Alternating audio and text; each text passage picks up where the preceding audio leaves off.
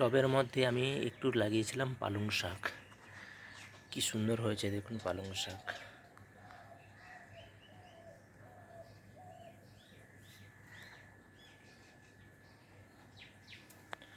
এটা পালং শাক,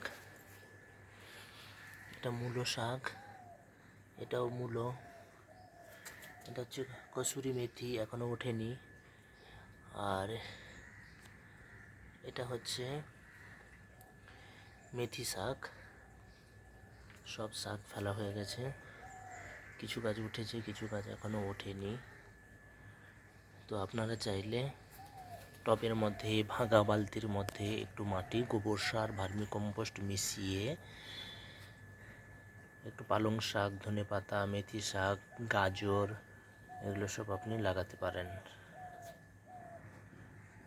এখানে দেখুন মূলো শাক, এটা গাজর, এটা মেথি, এটা কাসুরি মেথি।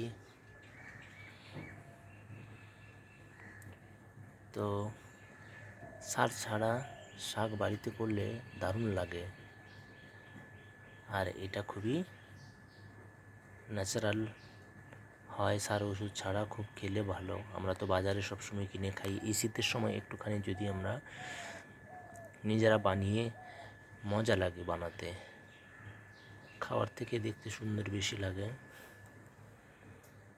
আপনারা চাইলে অবশ্যই বানাতে পারেন বাড়িতে, ছাদের মধ্যে, ব্যালকনিতে।